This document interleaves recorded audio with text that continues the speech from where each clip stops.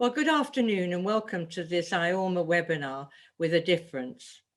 IORMA has been running fortnightly thought-provoking discussions on a range of subjects, but mainly exploring the impact of technology on consumers.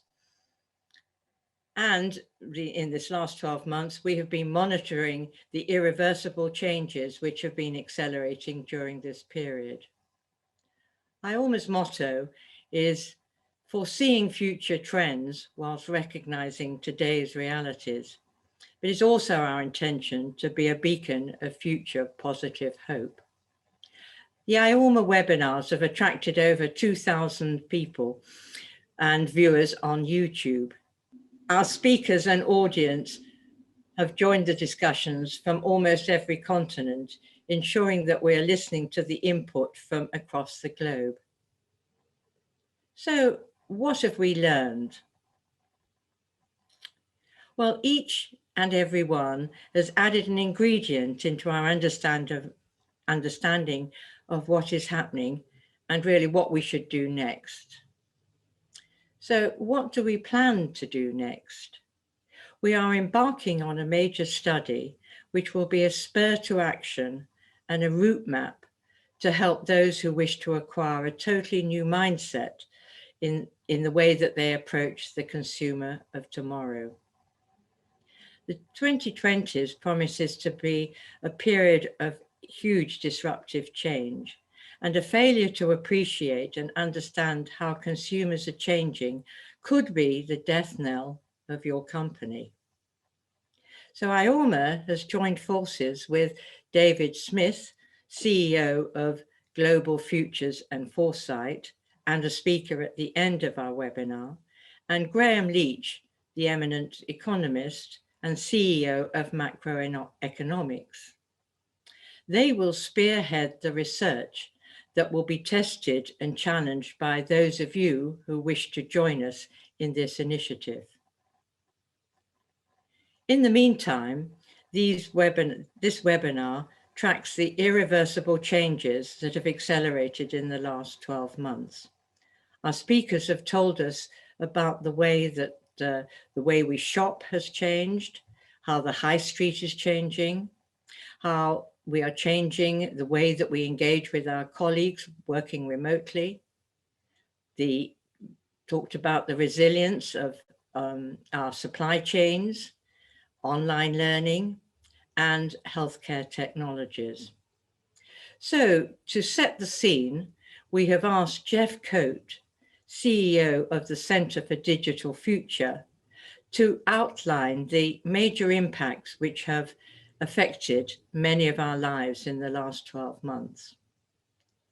Jeff Cole has been in the forefront of media and communications technologies for the last 30 years. He has advised governments and businesses internationally on how they should craft their digital strategies. Jeff Cole. What we've been living through is the greatest disruption of all time during COVID. Nothing else even comes close.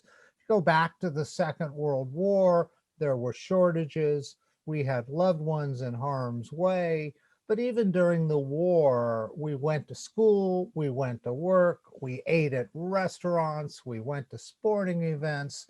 We've never seen anything like this. Now, I'm a digital guy. I've been tracking the internet for 21 years because I became convinced in the 90s that digital was going to change everything. Well, what we've been experiencing since March of 2020, this is the victory lap of the internet. The internet was ready. Most of us had 2 or 3 days to move school online, work online, buying online, entertainment online, and within a week, what couldn't be done online, by and large, couldn't be done or had to be postponed. We found that of the people in America who had never bought a thing online March 1st, 2020, by April 1st, 37% of them had become regular buyers. And we think those changes are permanent. So we also discovered, because this was the victory lap of digital, that broadband was not just a fast internet or a convenience, it's a lifeline as important as water or power. It was our connection to our old lives. And I think governments around the world are going to be putting a lot of attention into making sure that those who don't have broadband get it. And we also discovered that many who do have it didn't have enough broadband for 5 people in the home to have 2 going to work, 2 going to school, and a 5th watching Netflix at the same time. This may be the first time in history that kids were screaming at your parents, I gotta go to school, get offline. So we have seen disruption like never before. And I think this is the first time since the 1940s that we know that everything in our lives may change. The last time we experienced this, I think, with my background as a history major, there are other people who may see it differently. I think the last time we were in this situation was 1944, when the Allies took Paris. And we still had almost a year of the war left, but we knew in 44 that the Allies were going to win the war and that everything would change coming out of the war. There would be a baby boom and marriage and relationships, and with so many women in the workplace during the war, we knew that everything might change. Well, I think we know now that everything in our lives, I don't know that it's going to change, but I think it's going to be reconsidered. We're going to rethink where we work and how we work, and maybe even what we do. We're going to rethink where we live, and do we want to be in cities, and do we want to use public transportation or private transportation? How we're going to buy, we going to go back to movie theaters? Will we travel? In America, people have been buying, and it's probably true in the UK, I know it's true in Australia, recreational vehicle sales are through the roof. People want their own moving hotels because they don't want to stay in hotels with other people. And they're going to places like national parks and wilderness. Now, I have friends who say in a year, you'll be able to make the world's best deal on an RV. But it may take us a couple years before we want to get back on crowded airplanes and go to New York and London and Hong Kong. We'll see. So to understand this, and I don't want to do a pitch here, but we're launching a project. We think it's going to take 5 years to see which changes are temporary and which changes are permanent. I think, for example, on temporary, we're going to go back to school as soon as possible. Students will be in front of teachers. I think some things will take a couple of years, going back to crowded movie theaters, traveling, and we think some of the changes are permanent. The buying behavior that moved to online, we think is permanent. Some people working from home, some percentage of the time, enough to affect commercial real estate, we think is permanent. So we're going to track over the next 5 years across 7 areas to see what changes are temporary and what are permanent. But of course, during this whole period, some of the things we discovered during COVID were accelerations of old trends. Buying online, we've seen since 2000 that online has been taking an increasing piece of overall commerce. That's just being accelerated. We've seen that working from home a little bit, largely employers were suspicious of working from home. There was some of it depending on the situation, but most employers felt that unless the work occurred in front of them, it didn't really occur. That working from home on a Friday just meant you want to take a 3-day weekend. And I think we've learned that that trend has now been heavily accelerated to the point that some employers will even encourage it because of the ability to cut costs and make some employees happier. I think, for example, the new norm is going to be everybody comes into the office Thursday morning, for example. So you get the benefits of seeing and being around. And then employees self-select maybe 2 other days a week on their own choice. And then the other part of the time is working from home. So I think those changes are permanent. Those trends are accelerated. The tech companies, they were the ones who were perfectly positioned for the victory lap of the internet. That's why we've seen growth in Amazon and Google and Facebook and Apple, and the new growth of Zoom, which in a matter of weeks went from a company no one had ever used and few had heard of to a verb. I can only think of 3 companies that actually their names have become verbs. The ones I can think of are Xerox, because in the 70s we didn't make copies on a photocopy machine, we Xerox things. Uber, most of us, regardless of whether we're using Uber or not, we Uber home. And the best example, Ross, is if I want to know a little bit about you, I don't look you up on a search engine, I Google you. Well, now we Zoom. And Zooming is one of our biggest activities, at least during the daytime. So the tech companies have been perfectly positioned. Amazon, and these numbers boggle the mind, between March and October, Amazon saw revenue growth of 40%. Now, that's not extraordinary for a new company or a $5 million company, but Amazon built 40% off of $1 trillion. We've never, you can't, $1 trillion companies can't grow 40% except tech companies during a pandemic. And incidentally, I just wrote a piece. Amazon's just getting started. The industries they dominate, e-commerce, they're only in about 16 countries. There's lots of runway to grow.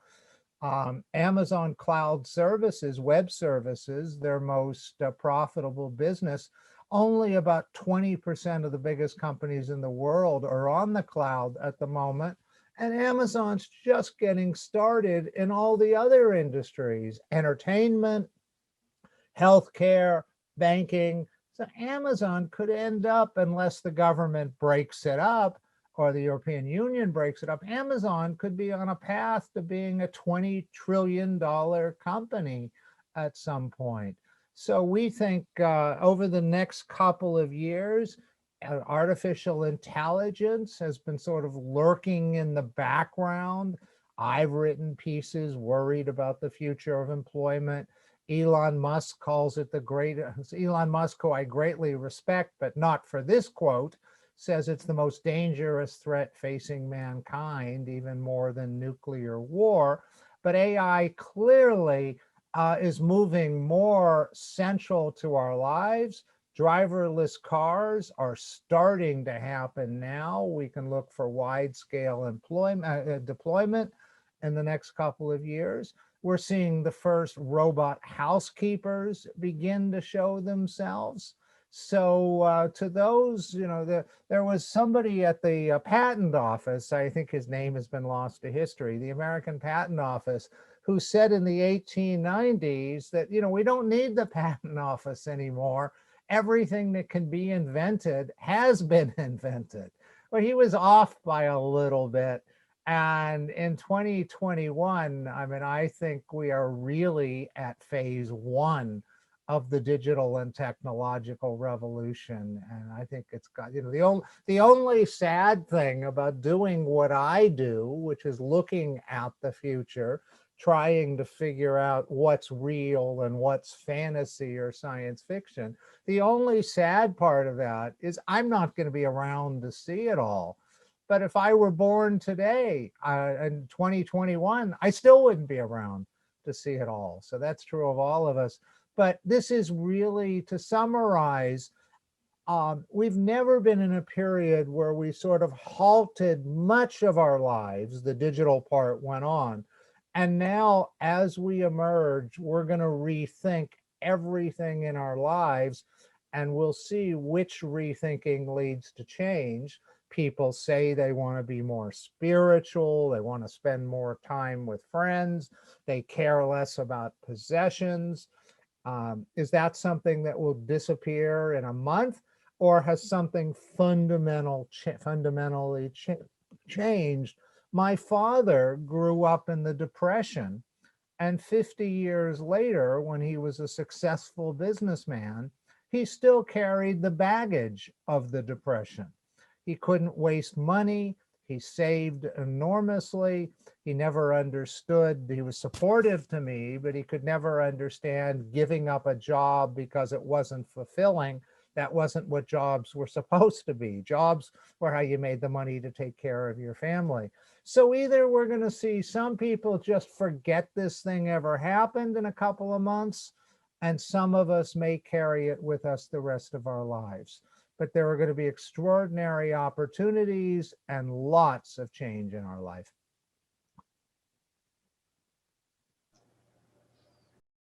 As Jeff has pointed out so powerfully, our lives have changed dramatically and forever.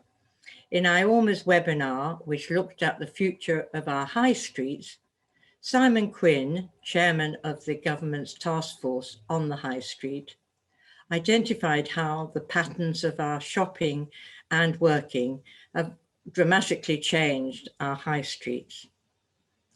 A trend which had begun before lockdown, but which has accelerated. Simon Quin. There's also the convenience factor that is having an impact at the moment. So during the lockdown period, district centres only saw their footfall fall by 34% across the UK, whereas larger cities saw 79% fall. And it's the larger cities that are still struggling to get footfall back, not just because it's shoppers, but others. But many of our smaller towns, coastal towns in particular, have seen footfall return to the levels of last year already. So people are comfortable in a place that they live close to, they can walk into or cycle into. So yes, there's a difference between what we have to do in cities and what perhaps is benefiting smaller centres at this stage.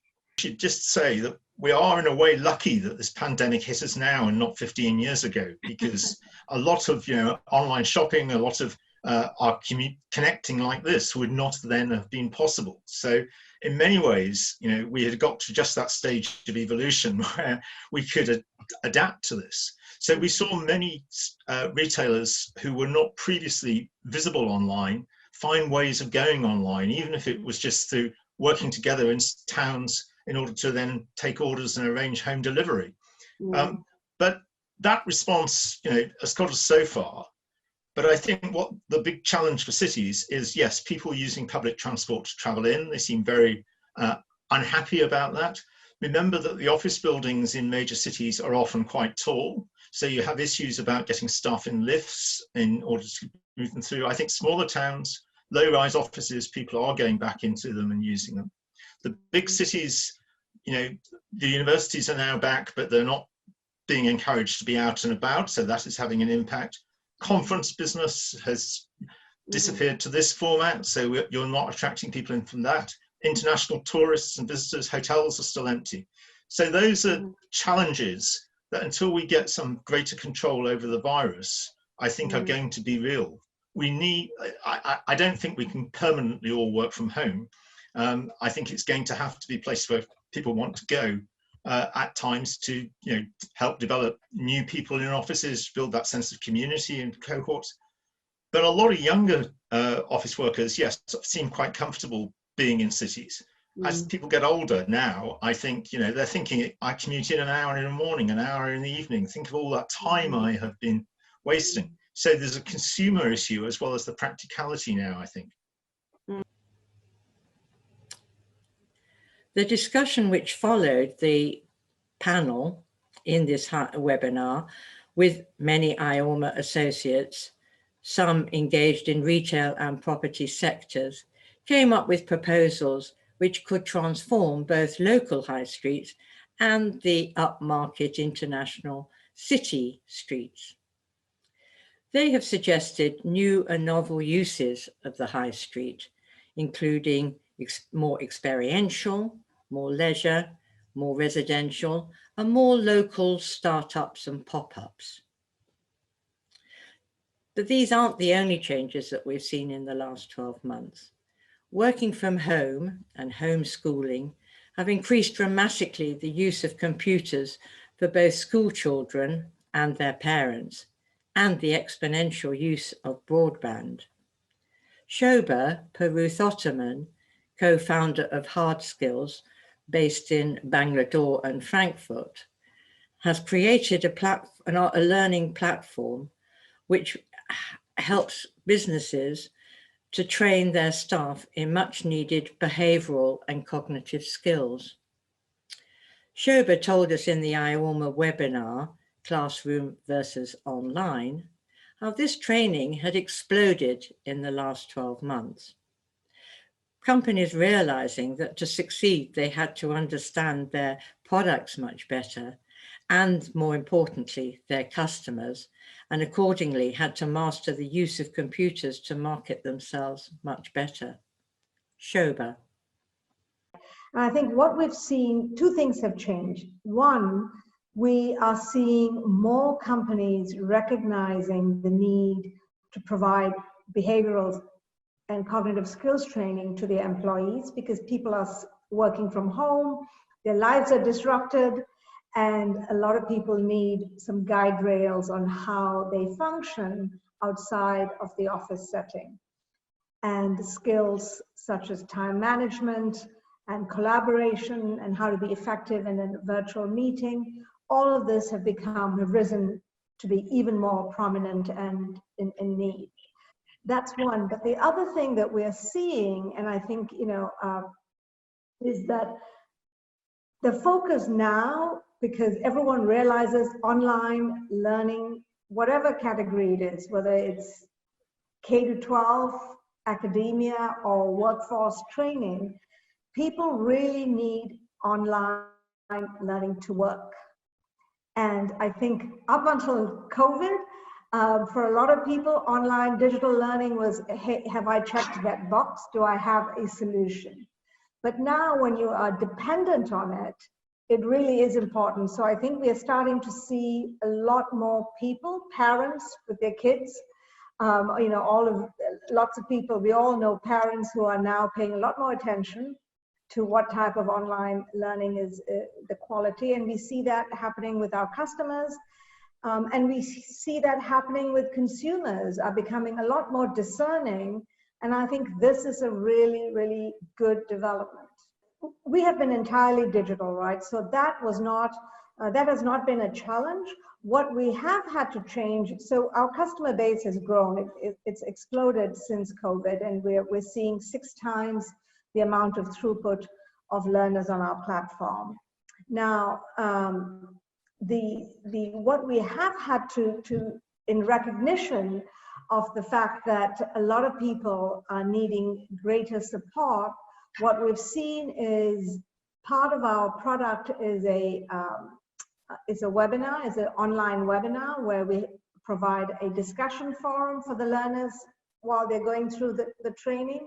The discussion forums have become really very, very vibrant, and the type of questions that people are asking magnify the challenges that people are facing. And so we've had to really cater to that demand. So we've had to change, and that's been a positive change. It's highlighted many aspects of the product that we can bring forward.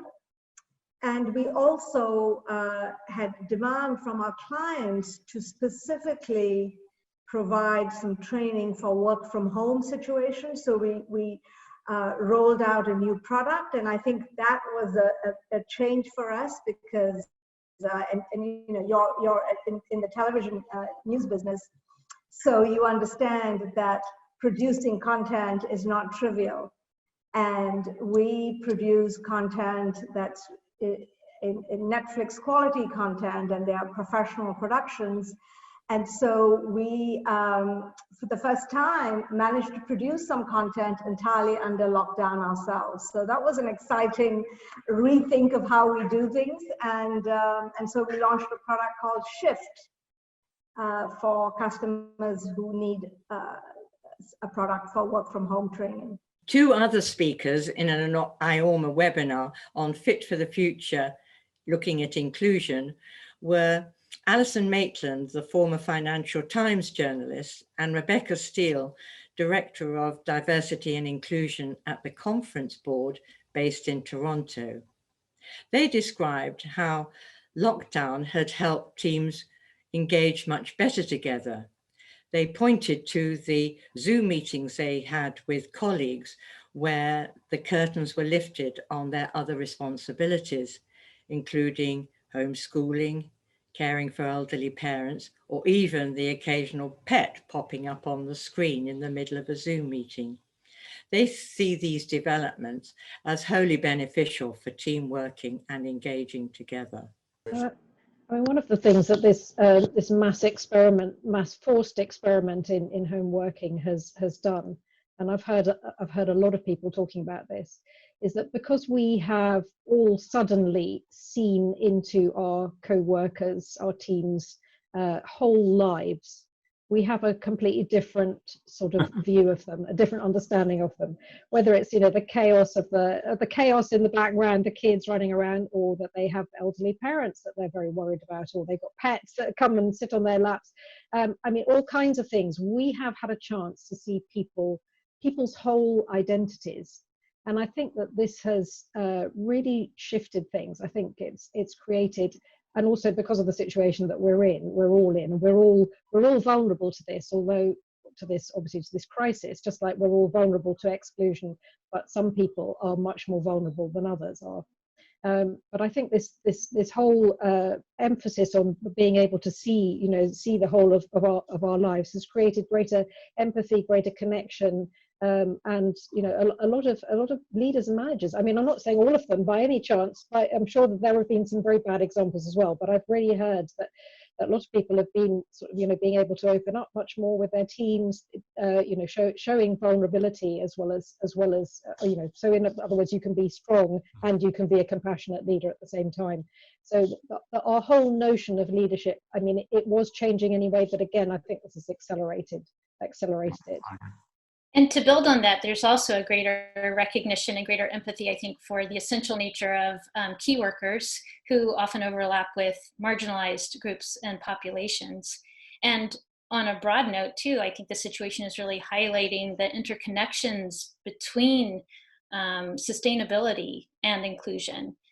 They're interdependent, and we really need that collective superpower to help businesses and society deal with the massive problems and complex challenges that we face, whether in business or society. And certainly, COVID-19 is one of them right now.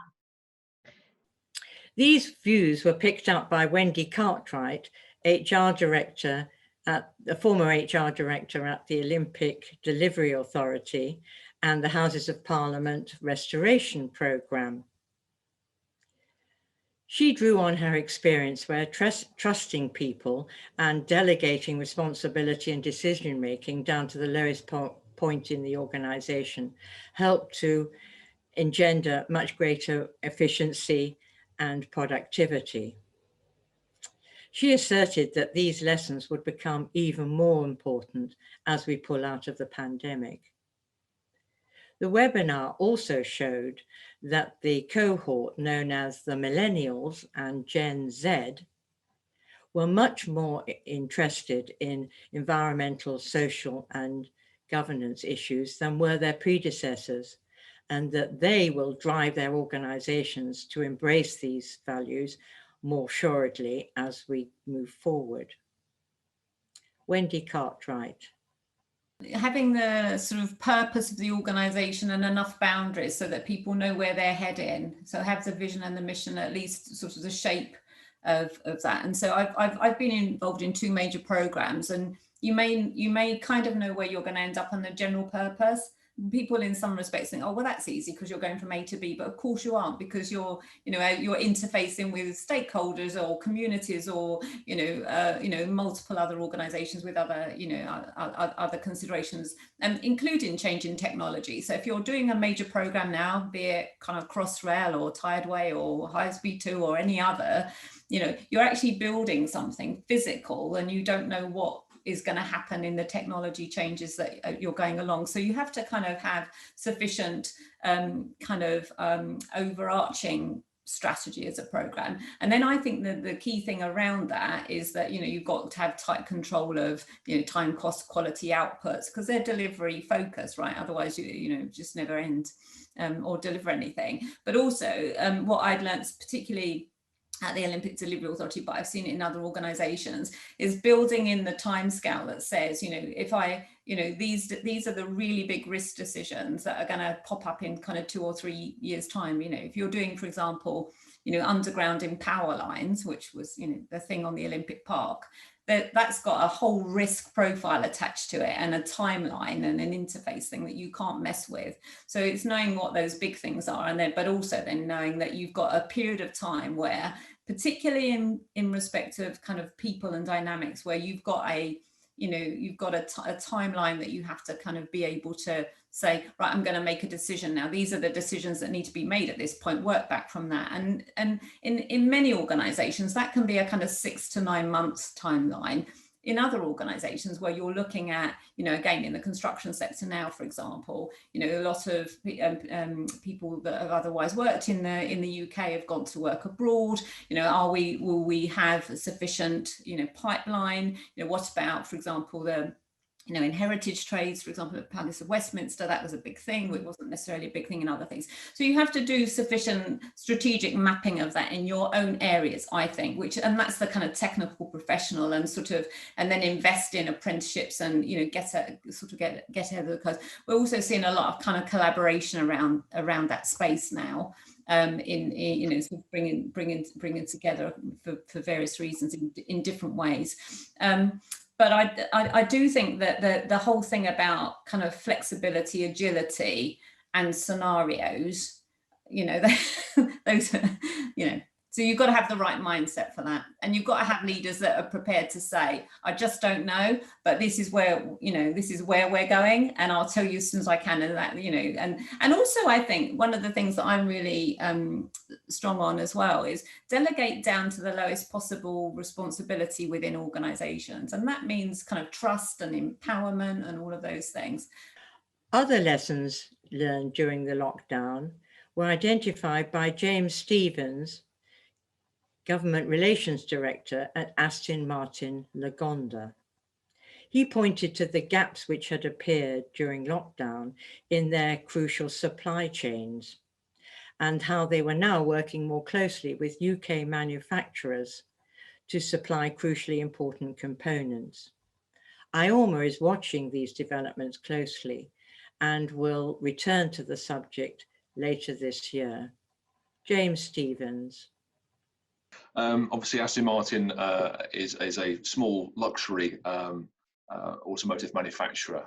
We have 3 sites in the UK that manufacture cars. Our historic home in Newport Pagnell, our current headquarters and home of our sports car manufacturer in Gaydon, Warwickshire, and where I have been this morning, South Wales, St Athan, our new home for our SUV. And I'm glad to say that our first SUV came off the production line only at 10 o'clock this morning.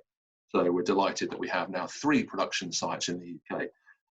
Aston Martin, as a small volume manufacturer, by definition, that means someone that makes less than 10,000 cars a year. We have traditionally made a British product, but over the years, the components that go into our cars have become less British. And that's been through a number of reasons, through cost, availability. You can't buy from a supplier that isn't here. And after the sort of 70s and 80s in the automotive sector, many of the tier 1s and tier 2s sadly departed these shores.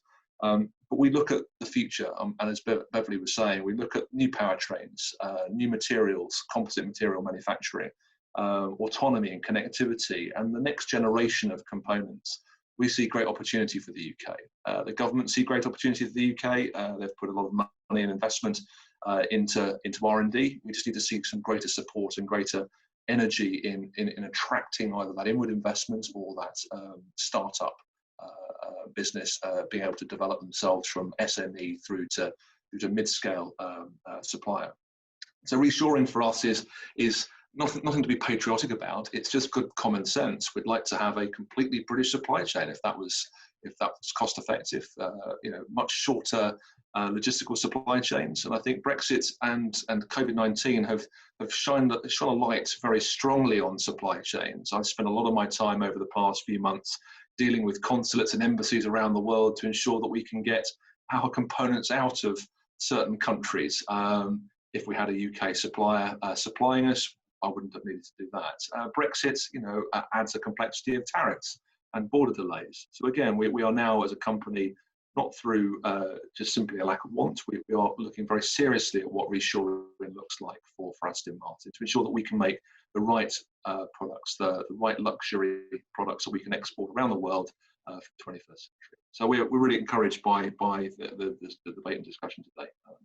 In IORMA's webinar, How Technologies Are Revolutionizing Healthcare, Mike Phillips, Design Development Director at Renfrew Group International, shows us some of the products his UK firm has helped to facilitate in the area of COVID testing, wearables for conditions such as cardiovascular, obesity, and diabetes, and even robotics to help complex surgery. It is exciting that there are firms who are developing products like these, which are life-saving and world-beating at this difficult time. Mike Phillips. Just to put us in context, we're a design business, and without making a pitch, what I want to do is share with you some ideas that we've developed with other or cleverer people than ourselves, and we focus on making technology usable and useful. But I've divided my 5 minutes into a couple of sections. The first is technologies that we've come across that will help us through the pandemic. And the second is technologies that will help with the fight against other diseases of the type which are threatening to overwhelm the NHS generally. I'm likening it to a iceberg field that we're going through at the moment, but it's obscured from view by a pandemic, but there is a huge demographic tidal wave, to mix my metaphors, on the way, which we're all familiar with. So let me just box this slide. Okay, so a couple of examples with diagnostics in COVID. We've worked with Microsense DX on the Rapid Prep diagnostics set you see here, but we've also been working on breath diagnostic systems and other rapid diagnostics with universities in different parts of the world, including Saudi Arabia currently. Okay, so this is jumping about a bit now. The project we worked on with Faz Chowdhury, and you might want to mention this. And the reason I put it in here is it's a solid phase microinjector, which is designed for very low cost vaccinations, and being solid phase is not requiring refrigeration. Now, I don't know if there's any possibility of COVID vaccine becoming available in solid phase anytime in the near future, but this is an interesting development costing just pennies, which can be distributed en masse around parts of the world that don't have adequate refrigeration. You'll see the small pyramid shapes there. They are there to blunt and distract the senses from the needle being injected in order to help compliance. So there's some interesting stuff there. We've worked for a number of years with infection control and how technologies can be used to reduce infection spread in general. Back in 2009, there was a crisis proportion of healthcare associated infections. And we looked with the Department of Health and brought down a number of teaching hospitals at how we could reduce infection spread through the air. And we were using research into aerosol spread and particle spread, which has become so common parlance. And it's very interesting how it's now in the public domain, the language of aerosols and aerosol spread, whereas at the time it was a particular specialism.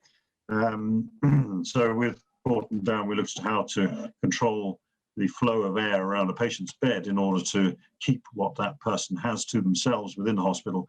And this type of work showed that it was possible to trap 99.8% of particles in the target size. So there are technologies like this that we can employ or deploy to reduce infections in general, because infections, in fact, remain a major challenge across Europe and the world, with billions of pounds of litigation and thousands of needless deaths. Infections I'm showing this as an example. There's a surgical robot developed by Cambridge Medical Robotics, and they show that by moving towards laparoscopic surgery, which is minimally invasive surgery, as otherwise known, if they use and employ these robots more widely, it makes that available to the general public in much greater numbers. So we're talking at the moment about 50% possible. This greatly increases the numbers that are would be able to receive laparoscopic surgery. Now, the infection rates would be reduced greatly simply by the introduction of larger numbers of a high percentage of laparoscopic surgery. So coming on to the second part of the technologies, which are those to fight the demographic problem of huge increases in obesity and diabetes and related conditions. We've designed a number of technologies with companies such as Aseptica in Cambridge. There's a pulse oximeter linked to a smartwatch. And I know Leon has a device in a similar area, which you might want to talk about. But this is designed to allow constant monitoring. And for COPD sufferers, it can allow the doctor to remotely change the meds, keeping the patient out of hospital. By constantly monitoring, you can improve, reduce bed blocking, and you can improve the lives of patients significantly. Whilst we worked with Ian Campbell's company, who's chairman of a spin-out from Oxford University, Oxford Medical Diagnostics, on a breath diagnostics device, which monitors VOCs, volatile organic compounds, on the breath. Now, there's potential with this type of device to monitor all sorts of metabolic conditions, and Owlstone, we know, are working in this area. So again, constant monitoring of even conditions of the gut biome, which are showing an increasingly important role in not only many physical conditions, but mental health too. So fantastic area of emerging research, which if we could provide better constant monitoring of, we could treat the conditions more easily. Are there means of, this is finally, are there means of tying up constant monitoring, combining constant monitoring and diagnostics with the delivery of a treatment? This is also an increasingly interesting area of research. Combination products that would both diagnose and respond. Now, this example here is actually a smart, based on smart material, an implantable pancreas, which automatically monitors insulin and blood sugar, and delivers insulin in an organic fashion, mimicking the pancreas. So it doesn't require any monitoring; it does it itself. So a very smart bit of technology that we worked on with university. So apologies for not having access to my script, but let's just briefly a little look at a few technologies that are in both areas of addressing some of the COVID projects that we've been working on, and those that relate more to the underlying problems that we're facing in the NHS. So the answers, though, or the questions that we should pose for this is, how do we incentivize these technologies to be delivered into the NHS? What are the methods that we must employ to increase adoption? Because if we can't improve on the average of 17 years to deliver an innovation into the NHS, we're in trouble. Time is running away with us, so I'd like to call on David Smith, who I've mentioned is helping us shape the IORMA groundbreaking study, which will inform us how consumers will want to be approached in the next few years. David sums up some of the many lessons we have learned and what we need to tackle as a matter of priority. As David says, it's no good looking at the future through our rear view mirror. We face a new and exciting future, harnessing human ingenuity with the latest cutting edge technology to guide us. David Smith. Something that's become true over the number of years is tomorrow is not a version of today. So using the rear view mirror to predict what you need to do for the future is actually probably riskier than doing nothing at all. So it's a time now to be creative, be prepared to change the way you do things. I think it was an organization recently said 90% of jobs created will require digital skills. And that's at the easy end of things. The more interesting end of things is by the end of this decade, I think most senior executives who were interviewed said, I think it was 60-odd% that they'd have to replace a quarter of the skills in the organization or a quarter of the staff. So you think about the amount of difference that the end of this decade will have to where we are now. It's a time of inflection. Inflection is also a fantastic time of opportunity. Rather than looking, whatever I say in the next few minutes, it's all about opportunity. It's not about the end of things. It's the beginning of new things. And I want that to come across loudly, because that's what we're brilliant at doing as human beings. So we may see things coming to an end and we're not very good at imagining the new things, but they will appear and we will address them and we will take on new roles and jobs. So the good news about the pandemic, and there's only one bit of good news, the rest of it is we've all lived through, we understand, is that tech has emerged as one of the heroes in one of the most prosaic areas, PC-based video conferencing that most people thought was a nice to have rather than a necessity going forward. It's kept people in work, it's kept people connected, it's allowed us to do many, many things. So the things we thought would be impossible have turned out to be possible, and in some areas quite pleasant. It's kept us engaged with school, it's kept us engaged with work, it's kept us engaged with each other. And we looked at sort of 40 industries back in May, at the beginning of the pandemic, which was a long time ago now, and we could see sort of 40 industries and how they're likely to change as a consequence. So the point is looking at the change that's occurred, because our attitudes change, is probably as important as the individual components that have changed as we move forward. As I say, shopping's changed. I think we're about 11-12% now. We were 7% before the pandemic. And the bottom line is that, this is grocery shopping's a really prosaic area of our lives. It would be much higher if we had the capacity. So many of us have learned that online shopping, online payments, doing things online actually works quite well. And many of us were resistant to that before. So there have been a lot of new changes of attitude and behavior that'll take us beyond the pandemic, that will accelerate things like work and where we work and how we work and where we live in order to work. So spatial economics is likely to change, and a lot of other dynamics as we move forward. So health, of course, is suddenly become one of the most important elements of our thinking about looking ahead. It always was, but it was, if you like, subconscious, whereas now it's very much in our consciousness, and it will be for the next couple of years.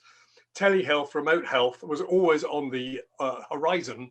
It's now here and here to stay in a more dynamic way, which moves the work around the world. Who are you getting your medical advice and service from? Where are you engaged? Is it the local GP, or is it somebody in India or Indonesia or elsewhere? What are we doing? And that's becoming more technologically capable. Where are we doing the work that engages with us in terms of health, work, education, entertainment, etc.? Number one. if you like, tech. Number two, globalization. It always was going to be a new globalization, not the outsourced, remote, follow the labor market. Because now you look at AI, artificial intelligence, in very many cases, it's replacing volume of workers for capacity to increase your output as a nation. So we've got new elements that are collaborating to allow us to do things differently and not just simply follow old models of getting things done low price. At the same point, 3D fabrication, 4D fabrication, which is the integration of 3D fabricated components to fully working components, if you like, is much more to do with end product. And the benefit of that is not just it can build your house for very, very low cost, 70% less cost and probably better quality, because that's already been proven. Dubai is committed to 25%, I think, of new housing will be done with 3D fabrication. Britain barely talks about it as a possibility, and it's quite ridiculous. Our building regs are what stop the innovation in that space. So it's reusable, it's deployable now, and you can build a 800 square foot house, which is relatively modest, for about $4,000. So we're talking about order of magnitude different economies of scale for housing. The whole real estate world changes as a consequence. And just the last point, I guess, new technologies such as Internet of Things, Internet of Nano, that's barely taken off, but I think it was one of the big consulting firms said it's transformative in the next 2 years, and that's 2022. So everything will be quantified. The worker may be quantified permissively. Our environment may be quantified. Our customer may be quantified. Our whole supply chain may be quantified. So we start actually interrogating the real world as if we interrogate the digital world. And that allows us to do things different. So with all that, we need sort of explainers to old style folk, you know, what does all this mean? We need maintainers to keep it going, understand how to implement it. And of course, we need to train people to work with it. So those are three massive categories of new work. And finally, and more importantly, we need the leadership mindset change to allow us to embrace these models. And then we can look at these sunlit uplands of opportunity rather than the troughs and furrows of end of life of some industries and sectors.